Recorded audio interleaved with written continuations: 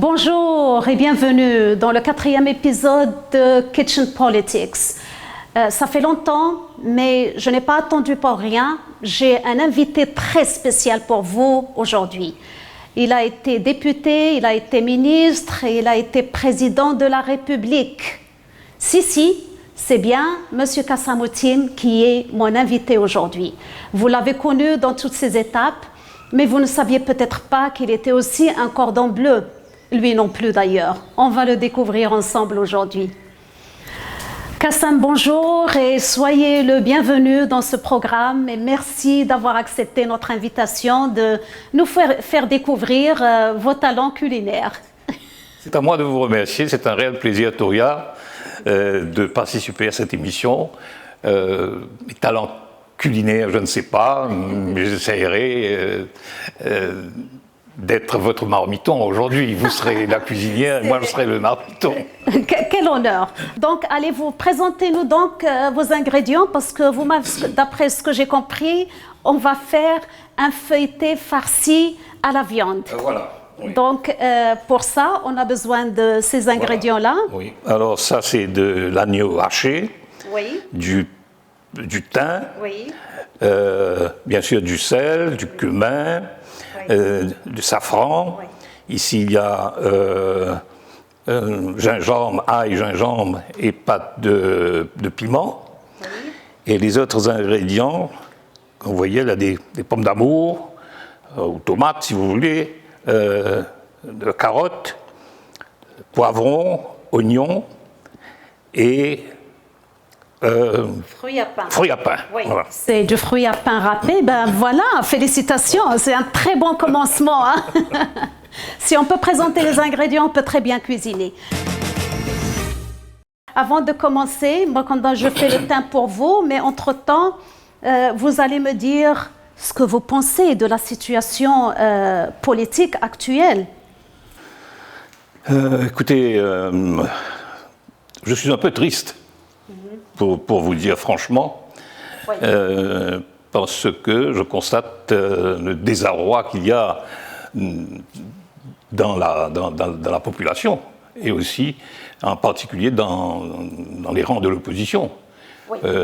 On ne sait plus maintenant s'il y a une opposition ou s'il y a deux oppositions, s'il y a trois oppositions. Ce qui s'est passé, à mon avis, c'est très très dommage. Parce qu'avant, il y avait une opposition unie. Est-ce que vous étiez plus à l'aise? Une certaine dynamique. Et en toute démocratie, il faut bien qu'il y ait l'alternance et une alternative. Oui. Et l'alternative se présentait à ce gouvernement, ce qui, en temps voulu, au moment venu, devrait choisir, on savait qu'il y avait une opposition structurée, solide, et un gouvernement en place, un gouvernement également solide. Alors on aurait eu le choix, mais maintenant, c'est, on dirait, des forces disparates. Oui, mais qu'est-ce qui vous inquiète le plus? Vous n'êtes pas content du travail du gouvernement. Je vous ai vu sortir Vaughan dans une interview récemment. Qu'est-ce qui vous gêne le plus? Écoutez, je pense qu'il y a un laisser-aller total et il y a une emprise de ceux qui sont proches du pouvoir sur toutes les institutions. C'est ça qui me... Et je le dis depuis un certain temps déjà, comme vous le savez. Les institutions ne fonctionnent plus. Il y a ce qu'on appelle un dysfonctionnement. Et au lieu de répondre à la population, au lieu de répondre à l'État, les institutions fonctionnent en fonction du pouvoir. Oui. Ils répondent plutôt au Premier ministre et aux ministres qu'à l'ensemble de la population. Donc, oui. Ils ne jouent pas, les institutions ne jouent pas leur rôle, et c'est ça qui est réellement dommage. Oui. Et c'est ça qui... Entre-temps, on va mettre la viande hachée. Et donc, ces institutions, quand vous parlez d'institutions qui ne marchent pas, vous pensez à la police, vous pensez à l'ICAC, vous pensez au MRA? Et toutes ces institutions, les institutions fondamentales, oui. La police par exemple, fonctionne comme si qu'elle est au service du régime. Oui. Hein? Je n'ai jamais vu un commissaire de police pour qui j'ai beaucoup de respect, mais aujourd'hui je ne comprends pas comment il peut venir devant la population avec un texte préparé par on ne sait qui, oui. Et venir Donc c'est peut-être l'illustration, l'ultime illustration de ce qui se passe avec les institutions. Toutes les institutions, et ça a été confirmé là depuis par ce que dit Boda par exemple. Lorsqu'il a démissionné, il a dit que toutes ces institutions, à commencer par l'aéroport, le port, toutes les institutions, il y a des gens, comme s'il dirait, qu'on a planté des gens pour donner des instructions, sortant d'on ne sait où, et pour faire un travail spécifique. Et ce travail spécifique n'a peut-être rien à faire avec ce que ces institutions sont supposées faire. Donc, vous allez ajouter les ingrédients. Je mets les oignons, les tomates, voilà. Ensuite le fruit à pain. Allez, c'est une recette très facile, donc tout y est. Poivron. Ce n'est pas le biryani, mais c'est un mélange. C'est un mélange de tous les ingrédients. C'est ça, d'accord. Voilà. Et voilà donc, je vous laisse mettre les épices.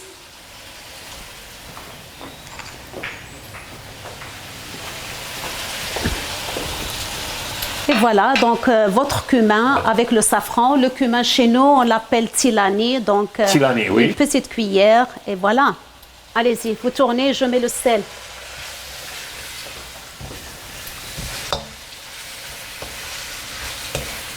Voilà. Je pense que ça suffit. Hein. Et on continue. Et voilà, mais vous êtes vraiment un pro, hein. Regardez, rien à vous reprocher. Oui. J'ai pratiqué avant de venir, c'est ça? Voilà, ça a servi à quelque chose. Oui. Ma femme sera contente. Oui. Je pense que vous allez faire ça plus souvent chez vous. Hein. Vous avez mentionné la police. Qu'est-ce qui va se passer à ce moment-là pour tous ces cas qu'on voit tous les jours en cours, comme dans le cas de, par exemple, tous ces contrats-là pendant le lockdown? Oui, écoutez, ça, c'est ce qui s'est passé pendant le confinement. Est non seulement inacceptable, mais c'est incroyable pour un pays comme Maurice. Hein. Pendant que les gens étaient cloîtrés chez eux, pendant qu'on demandait aux gens de ne pas sortir, de prendre des précautions, il y avait en même temps, moi j'appelle ça un vol. Un vol, il n'y a pas d'autre mot à dire, par ceux qui sont proches du pouvoir. On a importé, comme s'il dirait à qui mieux, des équipements sanitaires, des masques, etc., pour des prix extraordinaires, pour des sommes extraordinaires. Et ces appareils, ces équipements, qui, on apprend par la suite, ne fonctionnent pas. On a dépensé des milliards. Je ne dis pas des millions, on a dépensé des milliards. Ça, c'est un vol à travers donc, une institution comme la STC. Maintenant, on apprend, chaque jour, on apprend quelque chose de nouveau. Mais qu'est-ce que vous croyez va se passer? Parce que la police, manifestement, ne va pas faire l'enquête comme il faut. Les CAC n'en parlent pas. Toutes les institutions, comme vous dites, sont paralysées. Ben voilà, justement, la chance que nous avons, c'est que le judiciaire aujourd'hui et le bureau du DPP agissent en toute indépendance. Peut-être ce sont à travers ces deux institutions, le DPP et le judiciaire, que nous allons pouvoir arriver au bout de nos peines, si je puis dire. Qu'on va cesser avec ce vol quasi quotidien qui avait été fait pendant le confinement. Mais là, avec l'opposition, il y avait une certaine entente, et puis tout à coup, ça a volé en éclats. Et puis on ne parle plus de ce vol que vous décrivez. Maintenant, on parle de qui fait quoi, qui va être le leader de l'opposition, qui ne le sera pas. Est-ce que vous ne trouvez pas ça chagrinant? C'est très chagrinant. Non seulement que c'est chagrinant, c'est déplorable. Et je pense que le pays mérite mieux. C'est-à-dire que le pays mérite une alternative à ce régime en place. Et il y avait dans l'opposition une certaine dynamique qui s'était créée, un momentum, comme on dit, et on voyait bien que les gens auraient, le moment venu, le choix. Et ils avaient donné l'impression, les partis de l'opposition, qu'il y avait une certaine cohésion. Oui. Et malheureusement, ça a volé en éclats avec la façon de faire, il faut bien le dire, hein, la façon de faire de... Mais qui vous tenez responsable de ça? C'est Paul Béranger.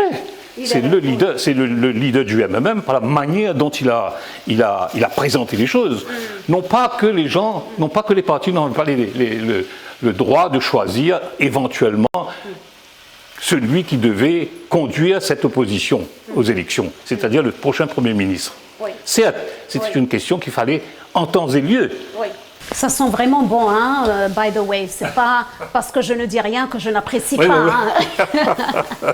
Non, vous ne dites pas ça pour moi. Moi aussi, je sens que c'est très bon. Oui, alors, la manière de présenter les choses, oui. Il n'y avait aucune urgence. Quelle urgence, là, en ce moment, pour choisir qui sera éventuellement, dans 4 ans, le Premier ministre qui conduira cette opposition. Et la manière de le présenter, la façon de le présenter devant la presse. Oui. Comme s'il dirait, dorénavant, le leader de l'opposition doit bien se comporter parce que nous sommes là et jusqu'à preuve du contraire, tu es le leader de l'opposition, plus tard on verra. Oui. Je comprends parfaitement la réaction d'Henri Moulel. Je comprends parfaitement. Et moi, à sa place, j'aurais fait la même chose. Parce que j'occupe, en tant que leader de l'opposition, une fonction constitutionnelle je ne suis pas à la merci de n'importe quel leader pour venir à n'importe quel moment, venir me dicter de faire ceci, ou de faire cela, ou de faire attention. Je le fais en mon âme et conscience, en prenant toute ma responsabilité en tant que leader de l'opposition, leader de l'ensemble de l'opposition. Mais la manière dont il a présenté les choses en fait que, je crois, Moulel n'avait d'autre choix que de partir. Mais est-ce que la démission de Nando Boda n'aurait pas quelque chose à voir avec ça? Écoutez, je pense que ça a provoqué. Si Paul Béranger et les autres ont choisi ce moment précis, c'est qu'il y avait aussi la présence de Boda, et donc pour eux, il y avait l'alternative à Ramgoolam. Et pour vous, est-ce que c'est une alternative crédible? Nando Boda avec Xavier Duval, Paul Béranger et Roch Ibada? Écoutez, moi je pense que c'est un peu tôt pour le dire. J'ai du respect pour ce que Boda a fait. Il était le gentleman dans ce gouvernement. Il avait de très bonnes relations avec tout le monde, tout autour de lui. Il se présentait comme un ministre compétent. Et c'est quelqu'un qui a une certaine culture, c'est quelqu'un qui passe très bien. Mais il est encore trop tôt pour dire s'il pourrait éventuellement diriger ou être à la tête de l'opposition. Il faut lui donner, comme dit l'autre, il fallait donner le temps au temps. Hein. Le temps nous dira si il est la personne indiquée ou la personne que le peuple choisira comme prochain Premier ministre. Il a un plan d'action, il a un projet de société, dit-il, et il va faire le tour du pays. Attendons voir qu'est-ce que ça donne, s'il y a adhésion à ce projet de société, comment les gens l'accueillent, etc. Non pas ce qu'il a reçu, l'accueil qu'il a reçu à Gangatala il y a quelques jours. Hein. Non, pas ça, mais non. Mais je pense que l'urgence, selon une partie de l'opposition, vient du fait qu'il y a des pétitions électorales qui pourront peut-être aboutir à quelque chose bientôt. Est-ce que vous avez le même espoir qu'eux? Vous partagez cet espoir? Comme vous dites, moi j'aurais attendu 2 choses. J'aurais attendu que ces pétitions électorales soient débattues à la Cour et que la Cour se prononce. Et on voit le résultat. Et on verra, est-ce que Navin Ramgoolam a raison de dire que c'est un vol qui a été fait, les dernières élections ont été truquées, et qu'il a été élu, comme il l'aurait dit, il le répète. Si c'est arrivé, que c'est prouvé, oui, il a été injustement traité par le système. Et donc, il a été élu, mais déclaré vaincu. À ce moment-là, il pourra venir dire, ben voilà, je suis une certaine légitimité. S'il perd, il tirera les conclusions qu'il faut. Tout le monde tirera les conclusions qu'il faut. Donc, pour moi, il fallait attendre ça. Deuxièmement, il fallait aussi attendre que les élections municipales, il n'y a rien de pressé. Pourquoi pas les élections municipales d'abord et ensuite on verra. Ils auraient été ensemble aux élections générales, le peuple aurait choisi, et à ce moment-là, on aurait su si l'ensemble de l'électorat urbain, parce que ça concerne essentiellement les villes, si l'électorat urbain adhère au projet de l'opposition. Bon, voilà la pâte pour les feuilletés. Parce qu'évidemment, pour les feuilletés, il faut la pâte et la farce. Ça, c'est une pâte que Kassam a faite tout à l'heure, n'est-ce pas? Non, plus sérieusement, c'est une pâte qui est faite avec avec la farine de blé et la farine blanche. Pour les ingrédients et toutes les étapes simplifiées, rejoignez-moi dans Cooking Without Tears. Vous allez voir le lien ci-dessous et il y a toute la recette simplifiée et aussi étape par étape. Mais là, on va sauter l'étape de la pâte et on va la couper en deux. Je vais quand même vous montrer comment faire la farce. Donc, on fait 2 boules ici.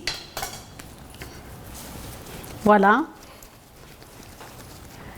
La farce est en train de refroidir parce qu'il ne s'agit pas de la mettre ici toute chaude. Voilà. Ici, je vous explique ça. Kassam m'a expliqué tout à l'heure. Donc, allez-y. Donc ici, il y a l'huile. Ici, il y a le beurre fondu. Et à ce beurre fondu, j'ajoute quelques cuillères de semoule, la semoule de blé. Et j'ajoute la moitié d'une cuillère de bicarbonate de soude ou baking powder. C'est ce mélange-là qui va faire un feuilleté vraiment croustillant et vous allez voir, vous allez vouloir le cuisiner à chaque fois. Ici, il y a la mozzarella. On ne l'a pas présenté, mais on y arrive. Le beurre fondu, ce n'est pas le ghee. Non, c'est du beurre qu'on a fondu et on a enlevé la crème de lait. Et c'est très bien pour les feuilletés. Ici donc, on va faire la pâte. Et entre-temps, Kassam va nous dire ce qui va se passer sur la scène politique maintenant qu'il y a eu cette bagarre, il y a eu une démission. Qu'est-ce qui va se passer d'après vous? Est-ce qu'il y a une chance que l'opposition s'unisse encore? Franchement, vous dire, je ne sais pas ce qui va se passer. Il y a aujourd'hui prévu une réunion de l'exécutif du Parti travailliste. Oui. Je pense que c'est à ce niveau-là que les décisions vont être prises concernant la démission d'Arvin Boulel. Je vais vous dire ce que moi je souhaite. Oui. Moi je souhaite que Arvin qu'il reprend sa lettre de démission, oui, et qu'il continue, comme il l'a fait jusqu'ici, oui, comme il l'a fait très bien d'ailleurs jusqu'ici, oui, son travail de leader de l'opposition. Oui. Il a le soutien inconditionnel, puisque les 2 leaders sont venus lui dire qu'il n'y a aucun problème à ce qu'il continue à être le leader. Le seul problème, c'est concernant un éventuel candidat à la primature, comme on dit. Oui, c'est quand même un travail très ingrat vu les conditions, parce que vous connaissez les conditions dans lesquelles il travaille, lui et l'opposition d'ailleurs. Vous connaissez le speaker. C'est pas un rôle qui est très facile à faire. Écoutez, ce n'est pas un rôle très facile à faire, oui, et je pense que dans le contexte actuel, et vu la composition de l'opposition, des partis de l'opposition à l'Assemblée, oui, je crois qu'il est la personne idéale. Vu le comportement, oui, et du gouvernement, des ministres et du speaker, oui, je pense qu'une personnalité consensuelle, entre guillemets, comme Arvin Boulel, est la personne indiquée pour être à ce poste. Je pense qu'autrement, il y aura dans le pays une situation une situation malsaine. Oui. Une situation malsaine sur le plan communal, par exemple. Oui, et déjà, ça, oui, se voit sur les réseaux sociaux, on voit les réactions des gens. Oui, oui, mais Paul Béranger a aussi demandé à Shakil Mohamed, et surtout à Shakil Mohamed, de démissionner en tant que chief whip de l'opposition. Enfin, je ne sais pas pourquoi maintenant qu'il le dit. Hein. L'argument que j'ai entendu récemment, c'est que puisqu'il y a 3 postes de responsabilité, le leader de l'opposition est occupé par le Parti travailliste, le président du Public Accounts Committee par le PMSD, donc le poste de whip doit revenir au MMM. Mais non, on n'a jamais entendu cette Moi aussi, je n'ai pas entendu ça. Oui. C'est maintenant que j'ai entendu. C'est après Boda que tout a commencé.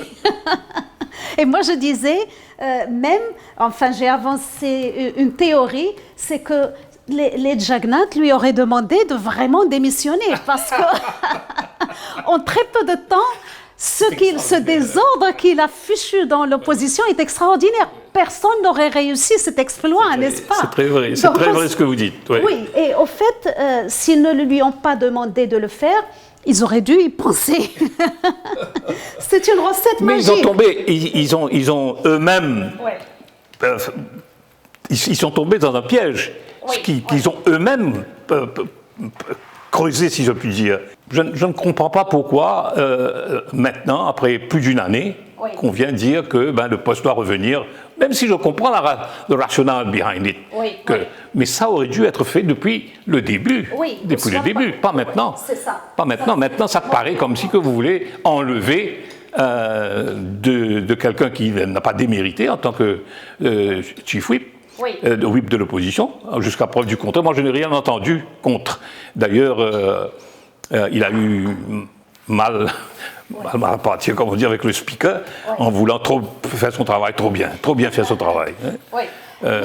Maintenant, là où on en est, c'est grillé, ou bien ils pourront toujours s'entendre pour les municipales? Je pense que tout dépendra de ce que fera le Parti travailliste cet après-midi. Et tout dépendra de ce que Boulel va faire. Oui, je rappelle qu'on est mardi, donc le mardi 2 février, c'est ça? 2 mars. 2 mars. Oui, je suis un peu en retard. Oui, le 2 mars. Et donc, on ne sait pas ce que le Parti travailliste décidera dans sa réunion élargie où ils sont censés discuter de plein de choses et entre autres, probablement, la démission de Arvind Boulel et Shakil Mohammed. Donc, voilà, pour revenir à nos moutons. Ici, vous m'avez vu, j'ai fait une feuille très très fine et puis j'ai mis ce mélange de beurre et de semoule et de bicarbonate de soude. Et vous pouvez toujours regarder la recette sur Cooking Without Tears parce qu'elle est détaillée là-bas. Maintenant, je vais couper des petits carrés, des petits... au fait, ce n'est pas des carrés, c'est des petits rouleaux. Et vous voyez qu'il y a déjà le feuilletage, il y a des feuilles séparées. On va couper ça et on va commencer.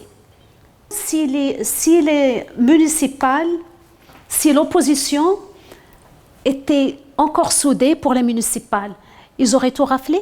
Je pense que oui. Je pense que oui, vu la situation du pays, vu tout ce qui se passe devant les tribunaux, vu tout ce qui a été rendu public maintenant, tout ce que le peuple, la population sait, ce qui s'est passé pendant le confinement, je pense que la population urbaine aurait voté massivement pour les partis de l'opposition. Mais maintenant, s'ils vont séparément, ce sera autre chose. Comme vous dites, Bouddha a apporté du... cette démission a été une bénédiction pour le gouvernement. D'ailleurs, si vous regardez les titres de la presse, personne ne parle plus de Angus Road. Je ne sais même plus ce que c'est, n'est-ce pas? Quelqu'un dit un bon Dieu pour Jagannath. Oui, il paraît, oui. Donc là...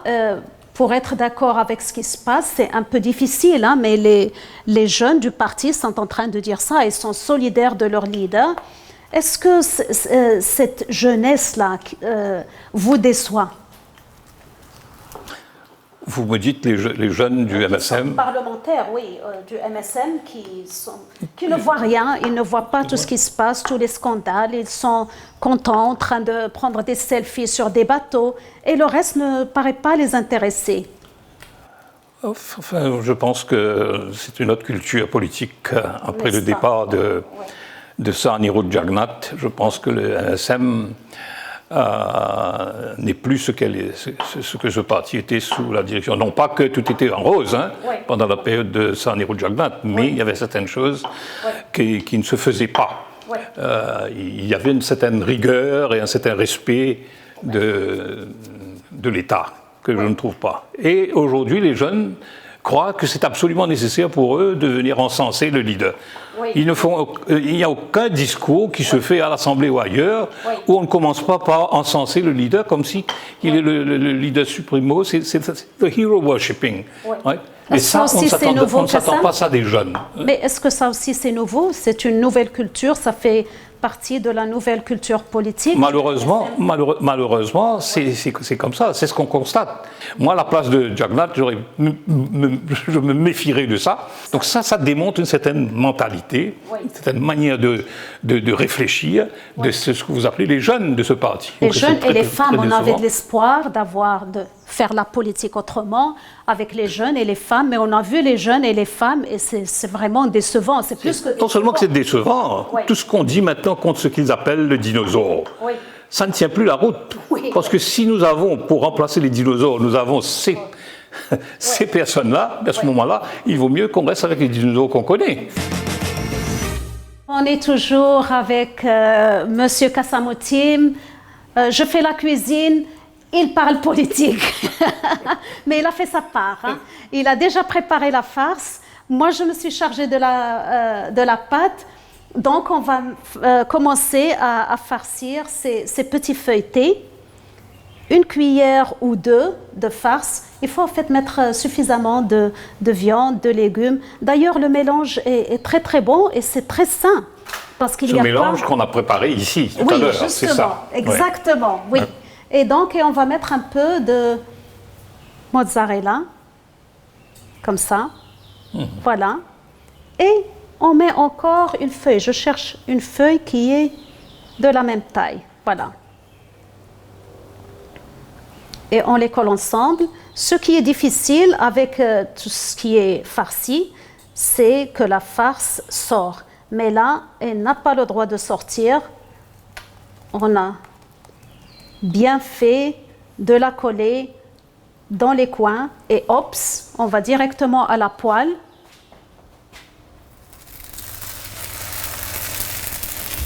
Voilà. Entre-temps, on refait une autre. Et on parlait tout à l'heure, Kassam, du fait que les municipales risquent d'être difficiles pour une opposition éparpillée. C'est toujours votre constat? Oui, bien sûr, parce que n'oubliez pas qu'aujourd'hui, toutes les municipalités sont contrôlées par le MSM. Il commence donc avec l'avantage d'être sur place, comme on dit. Donc il part avec cet avantage, qui est un très gros avantage. Et il a aussi tous les moyens. Je pense qu'ils ont beaucoup plus de moyens que l'opposition, façon de parler. D'après ce qu'on a vu lors des élections générales, l'argent n'est pas un problème. Oui, ils vont paradiner sur les dépenses, bien sûr. Mais malheureusement, la MBC est ce qu'elle est aujourd'hui, et donc la MBC va faire tout pour que le proper coverage soit donné au MSM, aux candidats du MSM. Et les candidats de l'opposition vont être présentés dans les plus mauvais jours possibles. Donc maintenant, je ne dis pas que le MSM va remporter toutes les 5 municipalités. Même avec une opposition divisée, je pense que la situation politique dans le pays est telle que les gens vont voter avec intelligence, je pense. Et qu'un certain nombre de municipalités reviendront à l'opposition. Alors on aurait pu dire toutes les municipalités. D'après moi, une opposition unie aurait remporté les 5 municipalités. Espérons qu'avec si Arvin Boulel retourne, on peut essayer de raccommoder ce qui a été difficile parce qu'il y a déjà eu une blessure. Absolument, oui. Cette blessure, c'est-à-dire que la confiance ne sera plus là, malheureusement. Ça demande beaucoup de temps pour que reconstruire avec, oui. Enfin, de part et d'autre, on sent blessé. D'abord, Béranger, j'ai entendu parler de Béranger dire qu'il a été blessé. Il a été blessé parce qu'avait dit un député MMM dans une interview dans la presse, qu'est-ce qu'il avait dit? Il avait dit que son parti était tellement fort qu'il pouvait aller seul. Oui. Alors là... Oui, mais il n'a pas dit qu'il ne voulait pas des autres, mais il a dit... Mais ça, est-ce que vous trouvez ça vraiment suffisant pour mettre... un peu tiré... un peu tiré par les cheveux, n'est-ce pas? Tiré par les cheveux, oui. Par les cheveux. Bon, on a voulu donner cette interprétation-là, donc on l'a fait. Donc, ulterior motives, d'après moi. Donc, il l'a fait, c'était une erreur de sa part. C'était pas une faute, c'était une erreur, il l'a dit. Et il a expliqué par la suite qu'il ne voulait pas dire qu'il remettait en question l'alliance, mais il disait simplement que son parti est suffisamment fort pour aller seul aux élections. Mais disons qu'à ce moment-là, le MMM ou Béranger a sauté dessus pour dire que une humiliation. Je ne sais pas si les partisans, finalement, pourront avoir le temps de rétablir cette confiance. Oui, ça dépend aussi quand les élections municipales auront lieu. On ne sait toujours rien, on ne sait même pas s'ils auront lieu. Rappelez-vous, pour les villageoises, combien de temps ça a pris? En principe, c'est d'ici fin juin. Les élections municipales sont supposées avoir lieu. Mais rien n'empêche à l'Assemblée nationale de venir, au gouvernement de venir avec une motion.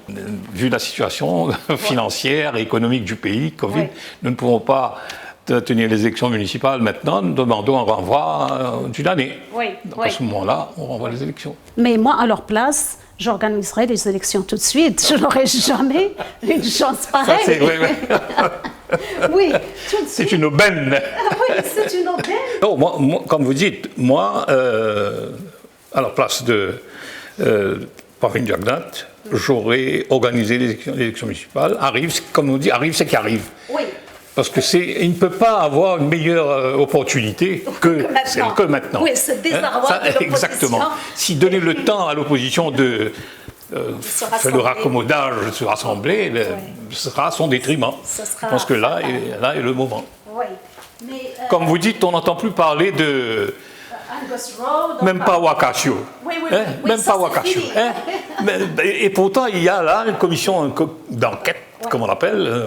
C'est pas en fait une commission d'enquête, c'est une cour d'investigation. Ce qui ne veut pas dire la même chose. Oui, ça ne veut pas dire la même chose. Mais malgré ça, personne n'en parle. Personne n'en parle. Oui, les gens ne sont plus intéressés, tout le monde tombe sur l'opposition, parce que je pense que le gouvernement ne déçoit plus, l'opposition arrive quand même à décevoir. Donc, c'est ça. Bon, voilà, les feuilletés farcis sont prêts. Et comme vous voyez, ils sont croquants et bien feuilletés. Regardez les feuilles, regardez cette farce délicieuse.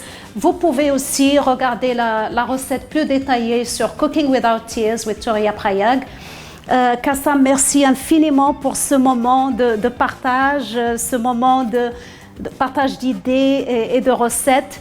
Je vous laisse goûter en premier. Écoutez, d'abord, c'est à moi de vous remercier pour cette expérience, allons dire inédite. Je n'aurais jamais pensé, dans les 25 ans que je vous connais, que j'aurais pu vous faire cuisiner, mais je suis vraiment ravie. Je ne pourrais dorénavant refuser à ma femme de l'aider dans la préparation. Voilà, Zora, profitez-en, il a appris à cuisiner.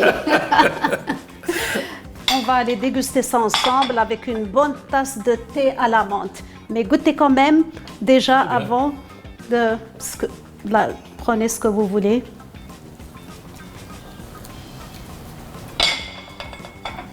Il faut manger avec les doigts. Oui, ça, il faut manger avec les doigts. Oui, on ne se casse pas la tête.